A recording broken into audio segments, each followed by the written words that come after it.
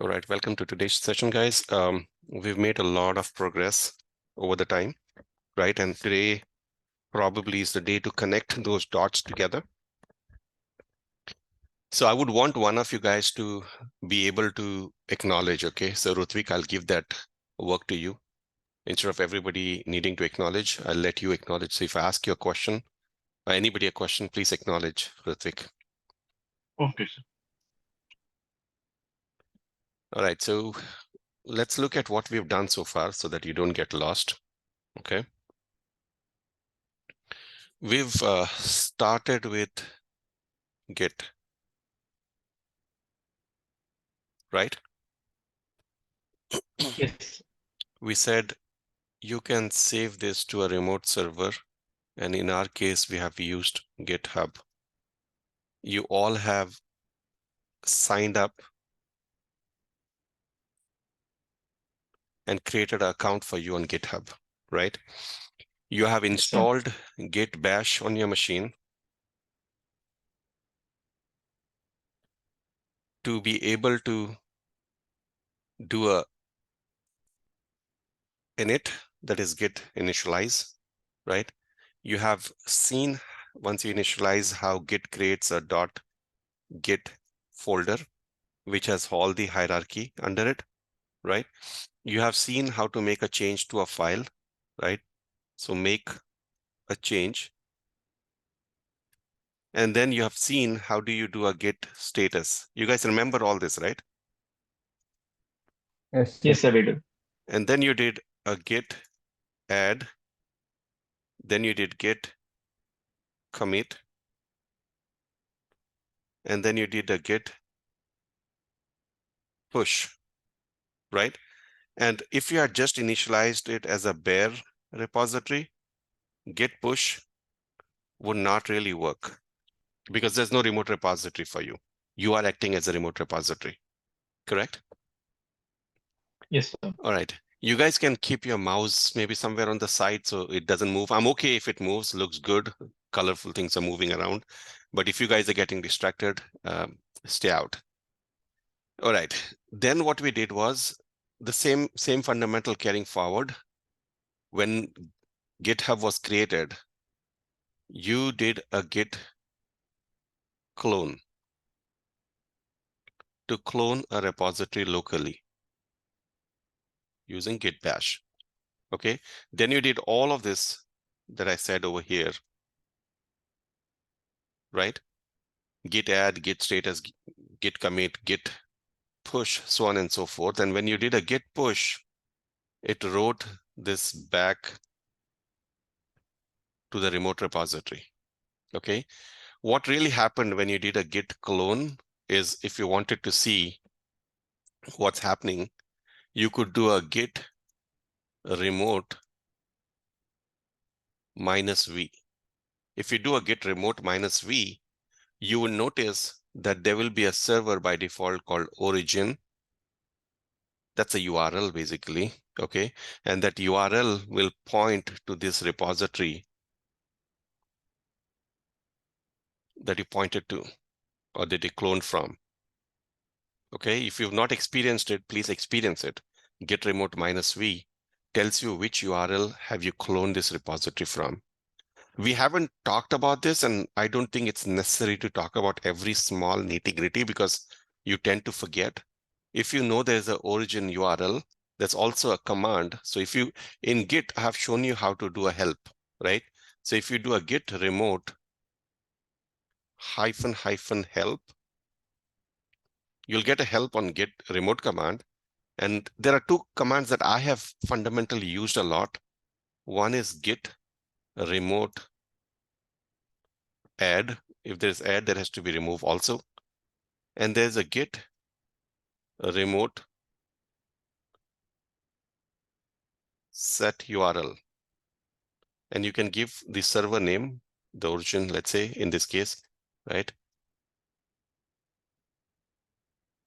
And then after that, you give the URL. So what you're doing basically is if you wanted to modify this URL to something else, you can do it using git remote set URL. Server name is origin because that's what is coming from here. And then the URL will be whatever this URL was, and it's the new URL, you're going to give that path. Okay, so let's clean this guy up. And I don't know how to clean it up easily. Is there a way to start? I think we can drag the page and write somewhere else. Can we? I'm Yes, not sir. sure. I guess like I'm able to drag the page, like holding it and Okay. dragging it. Okay, let me see if I can drag it. To drag, oh, okay, maybe this one. No? Which is the command to drag? How are you dragging it? I don't know, sir. It's Okay. like when I hold it Okay, and here, click, it's like that maybe. Yeah. You guys are able to see my empty screen now, right? yes, sir. Okay, I'm just trying to lay a stone for you guys so that you do not forget what's done earlier on. Okay, so what I'm saying is you have a Git hub over here. In GitHub, you're creating a repository. You're cloning that repository. And if you, let's say, for example, move this repository to a different name, and you call it as a repo 2, and you want to update the git clone, and you want to update your origin from repo to repo 2, what you do is you use the git set URL command. Okay, you don't have to necessarily remember it, because if you're able to keep it subconsciously that this is what I said, then you're still okay. Okay, you're going to remember that. But what I want you to know is anything, give me a second.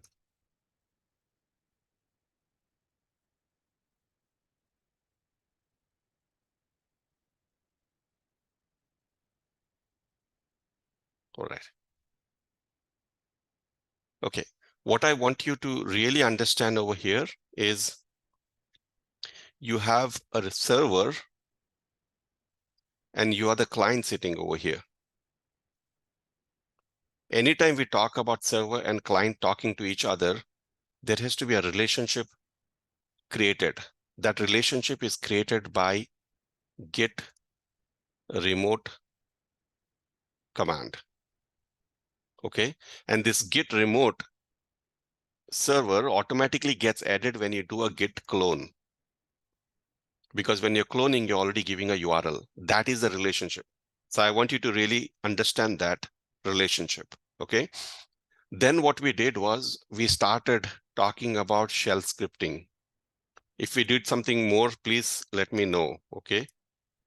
When we talked about shell scripting, we talked about a fundamental tool called Tmux. If you've not spent some time using it, please use it.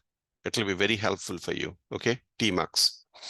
Then what we did was we started looking at basic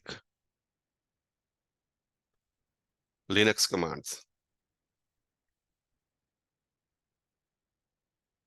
Okay. Once we are done with basic Linux commands, we started learning how to write shell scripts. Are you guys with me so far? Yes, sir. Anybody can tell me what is this called? I'm just testing you. What is this called? Bash. It's called shebang. Ah. Okay. Anytime you start your shell scripting, that's the first statement that you put in, and then you can write your shell scripting over here.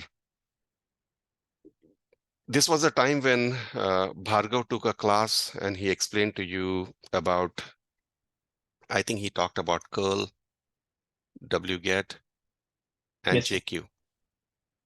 Okay. And I would want you to spend some more time learning about functions, writing your own functions. Okay. And being able to call those functions. Just play around with it. I don't want to spend a lot of time doing this now. Okay. Any questions over here? I mean, do you guys Mm. agree? I have taught you all of this. Yes, sir. We also talked about regex Yeah, on the we also book. talked about regex, but everything was in shell scripting only, correct? Yes, sir. In the book, yeah. Yeah. All right, and I gave you that book, and I asked you to go through that book and learn from it. Okay, if there's a lot more. I cannot spend time teaching you every small thing. Okay, that book has a lot of stuff in it. You should learn about it. Then last week or 2 weeks back, we started talking about, before we got to Maven, is there anything that we learned? Somebody's saying something. Okay. Anything that we've learned which I have not covered until now before I start talking about Maven? No, everything is covered, I guess, sir. Okay, cool. So we talked about Maven. And before we talked about Maven, we briefly talked about Java. How do we compile in Java using Java C? And how do we run that compiled command using Java command? We have seen that. And I told you, don't worry too much about it. Nobody's going to ask you to write Java code, right? Then we jumped into Maven. We used a Maven archetype called Quick Start to create a skeleton project.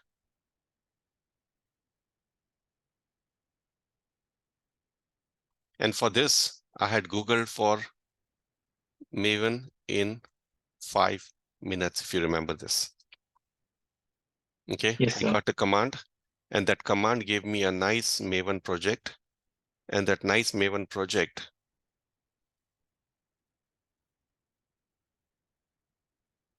I was able to do some basic commands, and we started talking about goals and phases. And we talked about how phases could be used in a goal. So there are defined phases in Maven. And I showed you like several phases over there, and I asked you to look at it and go read it. So validate, compile, package, deploy, or install.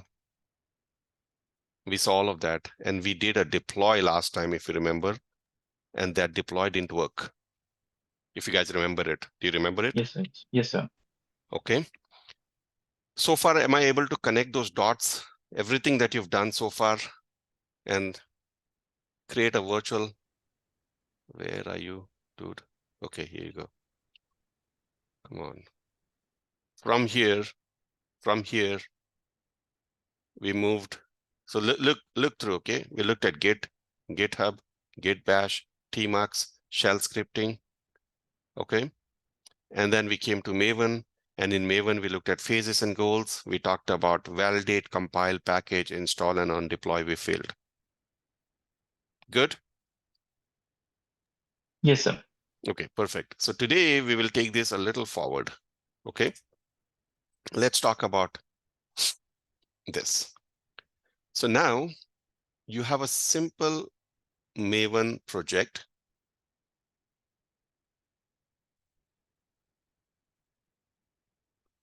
This simple Maven project, without doing any change, you know how to create a package out of it using the Maven clean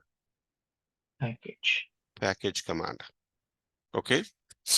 This Maven clean package command runs all of those different phases which are there, validate, compile, so on and so forth. And it creates a small little package inside the target folder. So target folder is the build folder or working folder for it, which it will delete when you do a clean every single time. So this little package is created. By default, that package's extension is .jar. Okay. Then I also talked about there's a special repository over here called .m2 in your user directory. Correct? This Yes, sir. .m2, I told you, it's a local repository. Okay. And what I told you is when you do a Maven clean package, it creates a target folder in the project itself. When you do a Maven clean install, it installs this package, that little package which is here, into the Maven M2 repositories folder. And it follows a hierarchical tree pattern using your GAV. Ritvik, can you tell me what is GAV?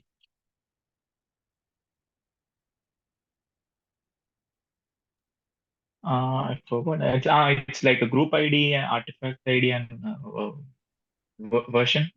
Yeah. Version. So group ID, artifact ID, version. I also mentioned classifier, but we have not looked at classifier yet. So what it will do is it'll put it in the M2 repository with, if you have a COM Lotus Ops, it'll put it in COM Lotus Ops. If the artifact ID is Java demo, it'll create a folder called Java demo. And if the version number was 1.0.0 snapshot, it'll create that 1.0.0 snapshot and put that jar inside there along with the POM file and other metadata files. So far clear? Yes, sir. Okay, I want you guys to really do it, okay? Because just listening to me is not going to help you in any way. Now, the next thing, the next immediate thing, so let's give it some color.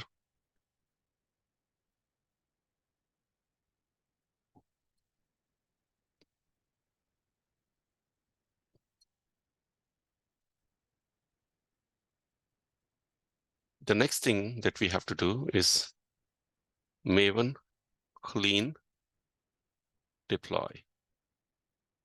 Similar pattern, similar concept of what you saw in GitHub, okay?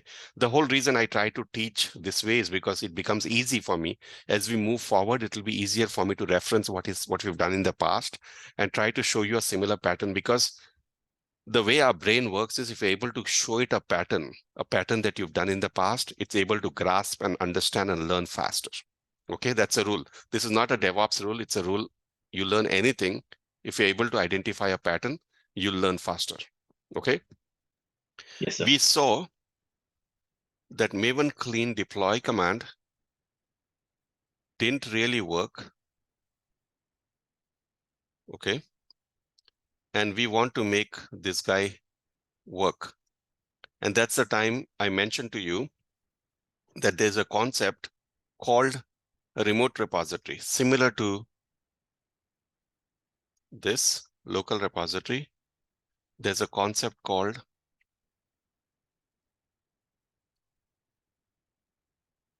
remote repository.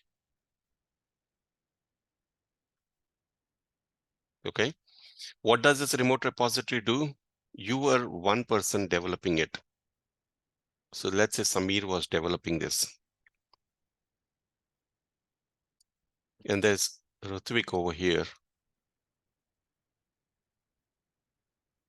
who wants to write his own Maven project, but he wants to use the repository that Samir created. Let's call it as Samir Java.jar. Okay. He wants to use that as a dependency in his project. Samir Java.jar is a web server that this guy wants to use, and the web server utility classes, and he can only use it. Otherwise, what he'll have to do is he'll have to come to me,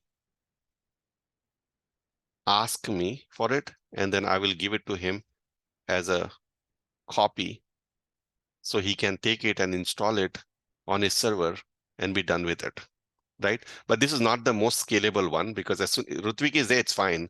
Tomorrow Sai comes, then XYZ comes, right? And each one of them wants that same dependency. Problem, right?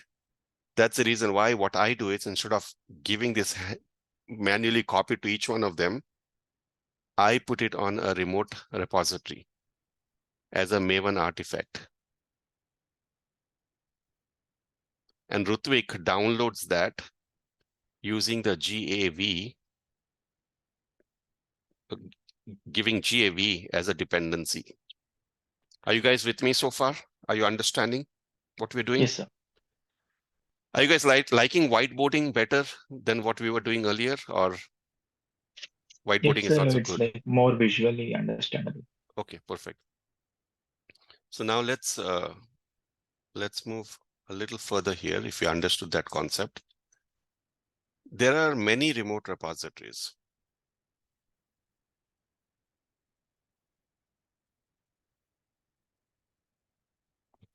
two that we can talk of at the moment. One is Sonatye Nexus, and the other one is JFrog Artifactory.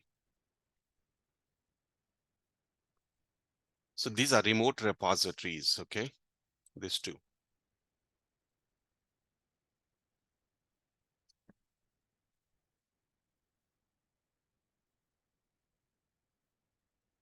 Okay. What kind of repositories can they allow us to store? There are several.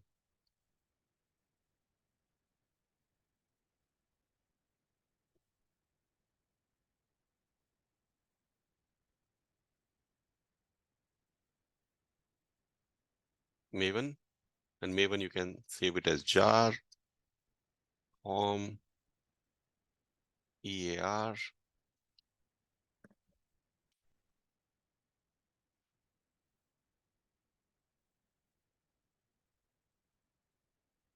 so on and so forth, okay? And different types of Maven artifacts you can keep. Another artifacts that you can keep is Docker images. Then what you can keep is you can keep NPM packages or node packages, whatever you call it. And then you can keep several more actually. You can keep Helm, charts, and the list goes on. We can see more when we get to Sonatye Nexus, okay? So there are types of artifacts that could be stored in each of those repositories as long as they support it, okay? We would be interested in these two, or rather three, if we get time, okay? With me so far? Yes, sir. Good. So now let's go ahead and go back to our workspace and start playing with it. Okay, I'll keep this whiteboard out for now. I want to show you how Nexus really looks like. This is Nexus. After I have installed it, I have to save a user and password. You log in, and this is how it'll look. Okay. Last time in the session, I had sent you a link on where to download Nexus from. Do you guys have that by any chance? No, sir. Let's see if I can get it.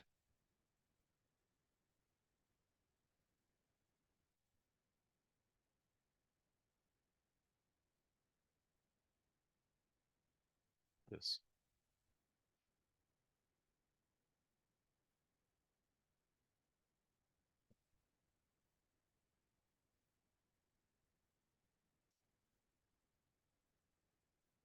Should be a download link. Let me see if I can get it for you. If not, I'll send it to you later. You should be able to download something like this.